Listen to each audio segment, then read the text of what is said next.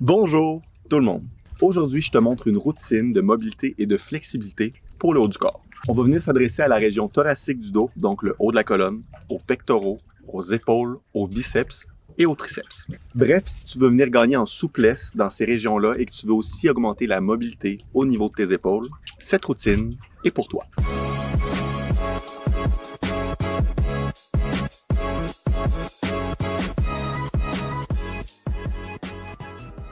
Avant de commencer, je veux te présenter notre invité spécial d'aujourd'hui, Simon.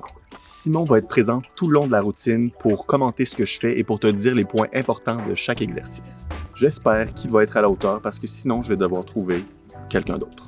Alors Eddie, je suis en direct de Bruxelles, en Belgique. Je vais commenter la routine de mobilité juste une fois. Simon, je t'arrête tout de suite. Je suis pas sûr que ton accent belge est à point. Pourrais-tu revenir à un accent plus québécois, s'il te plaît? Ah d'accord. Parfait. Super. Alors, pour faire cette routine, vous allez avoir besoin d'un bâton de bois ou d'un manche à balai, d'un bloc de yoga ou un coussin si vous n'en avez pas à la maison, et quelque chose comme un tapis de yoga pour que ce soit confortable pour vos genoux. Pour le premier exercice, vous allez vous placer à quatre pattes. Assurez-vous d'avoir les genoux alignés avec les hanches et les poignets alignés avec les épaules. De plus, prenez le temps aussi de tendre vos bras et gardez-les bien droits tout au long de l'exercice. Vous allez commencer avec la partie du mouvement qui s'appelle le chat ou le dos rond. Initiez le mouvement par votre bassin. Rentrez les fesses et arrondissez graduellement le dos. Poussez dans le sol avec vos bras et éloignez vos omoplates l'une de l'autre, puis venez rentrer la tête comme si vous vouliez la cacher entre vos épaules. Pour faire l'inverse, vous allez aussi commencer par votre bassin. Sortez les fesses et arquez le bas de votre dos. Quand vous êtes à la partie thoracique, venez coller vos omoplates ensemble tout en prenant le temps de garder les épaules bien abaissées, donc loin des oreilles. Une erreur qui arrive souvent, c'est qu'on vient plier les bras un peu. N'oubliez pas de toujours les garder bien droits. Et en ce qui concerne la respiration, inspirez quand vous faites le dos creux et expirez quand vous faites le dos rond. Vous allez faire 5 répétitions de chaque, donc 5 allers-retours, et aussi faites le mouvement lentement en mettant l'emphase sur la qualité du mouvement.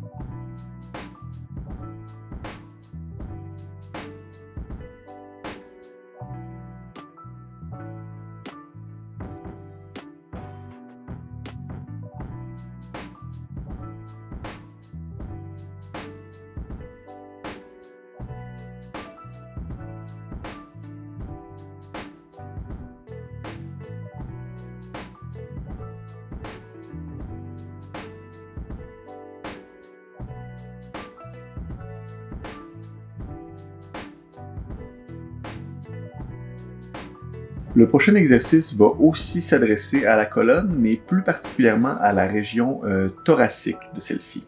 Vous allez vous coucher sur le côté et déposer votre tête sur votre bloc de yoga ou sur votre coussin.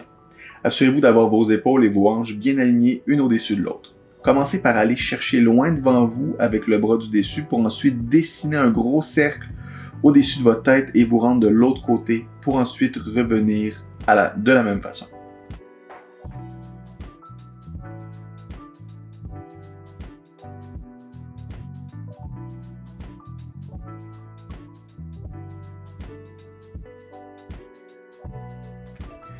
Beaucoup de personnes sentent un inconfort à l'épaule dans la partie où le bras se trouve au-dessus de la tête. Si c'est votre cas, faites une petite pause à cet endroit ou si c'est vraiment douloureux, faites un petit détour à cette région. Vous allez faire 5 répétitions, donc une répétition c'est un aller-retour et à la dernière répétition, vous allez rester entre 10 et 15 secondes dans la position finale en prenant le temps de bien respirer. À chaque répétition, essayez de venir gagner en amplitude.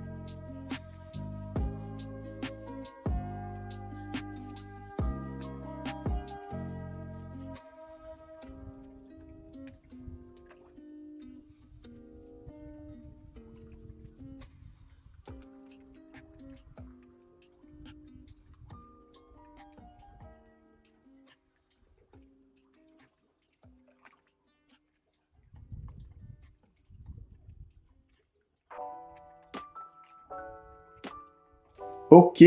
Après ça, vous allez vous mettre à quatre pattes et vous allez reculer vos fesses et les déposer sur vos talons. Ensuite, vous allez déposer votre coude vis-à-vis le genou du même côté pour ensuite placer la main de votre autre bras en arrière de votre tête. En gardant les fesses toujours en contact avec vos talons, vous allez faire une rotation comme si vous vouliez regarder le ciel.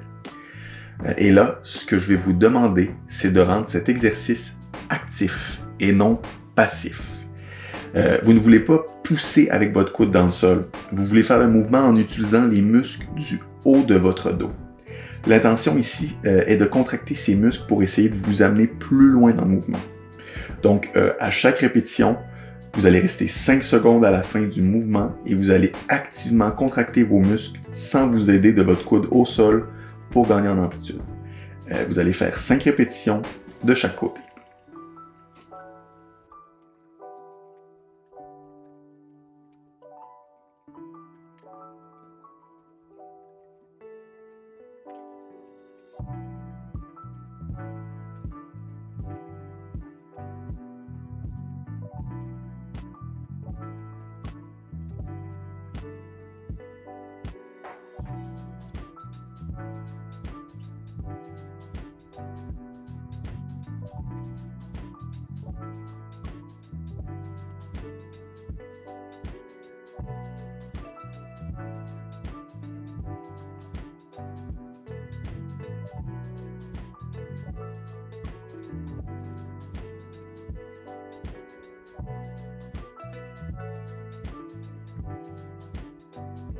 Et maintenant, vous allez avoir besoin de votre bâton de bois ou de votre manche à balai.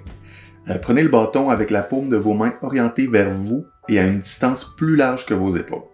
Ensuite, déposez vos coudes au sol et reculez vos genoux si vous voulez augmenter l'intensité de l'étirement, comme Simon le fait dans la vidéo. Sinon, je vous conseille de commencer avec les genoux alignés avec votre bassin. Pour bien ressentir l'étirement, essayez d'amener votre poitrine au sol sans arquer le bas de votre dos. Cet étirement est excellent pour venir étirer le grand dorsal et ainsi que les triceps. Il est aussi un excellent exercice pour améliorer l'extension thoracique. En voulant amener votre poitrine au sol, vous voulez ressentir l'étirement au milieu de votre dos, ici sur le côté et à l'arrière de vos bras. Restez dans la position entre 30 et 45 secondes en prenant de bonnes respirations.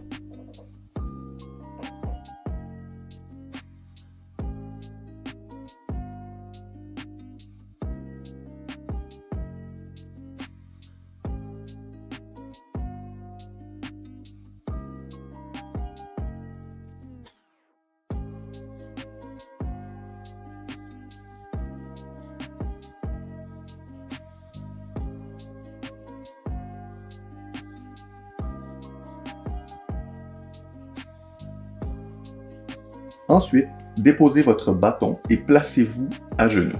Vous allez serrer les poings et contracter un peu vos bras pour éviter de les plier et ainsi faciliter l'isolation du mouvement au niveau de vos omoplates.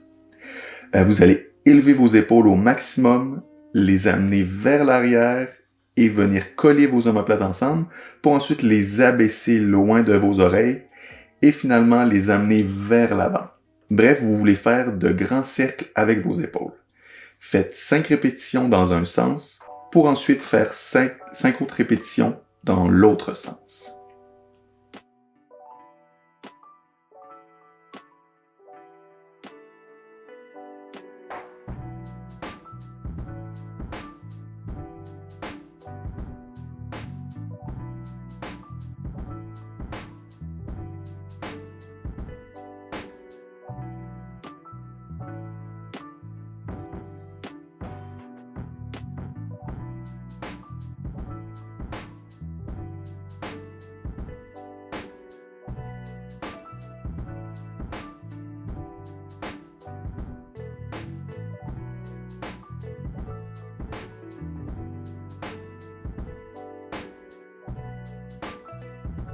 Et une autre chose que je voulais dire, c'est que si vous voyez qu'un exercice en particulier vous fait vraiment du bien, rien n'empêche de rester plus longtemps dans l'étirement ou de faire plus de répétitions de cet exercice. Vraiment, là, c'est à vous de voir et de personnaliser un petit peu plus les recommandations.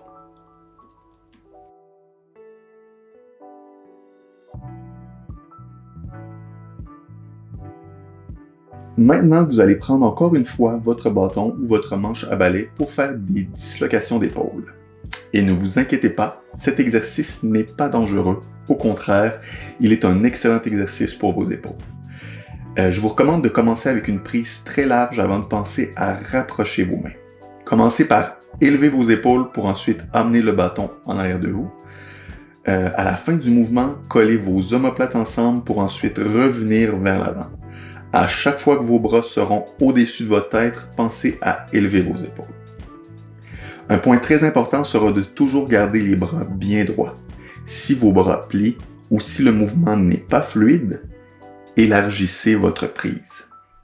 Et si vous n'êtes pas capable, même si vos mains sont aux extrémités du bâton, je vous recommande de faire l'exercice avec un élastique en attendant de gagner de la mobilité au niveau de vos épaules. Et autre chose, ne poussez pas avec votre front sur le sol et contractez vos fesses pour protéger le bas de votre dos. Faites 8 à 10 répétitions et avec le temps, essayez de progresser en rapprochant vos mains l'une de l'autre.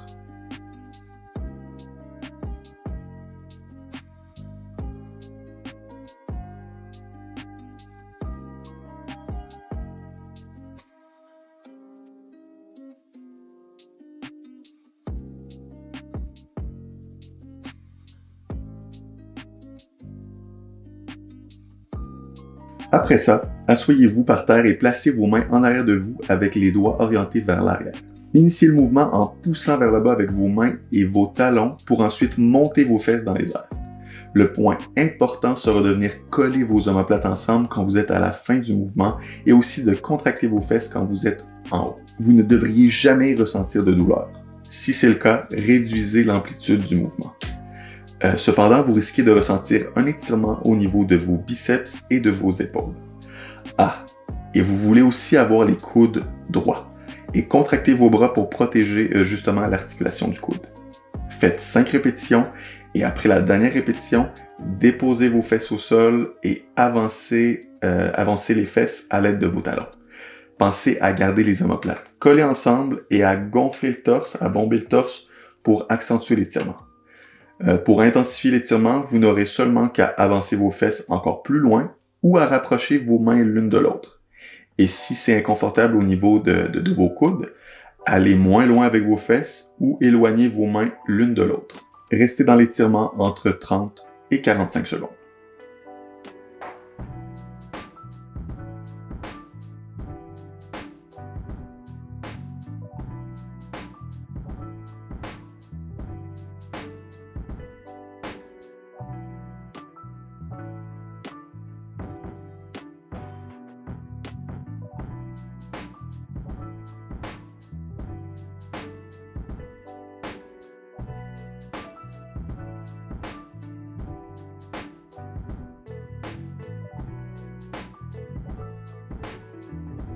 Alors j'espère que tu as aimé la vidéo et j'espère aussi que Simon a fait du bon travail.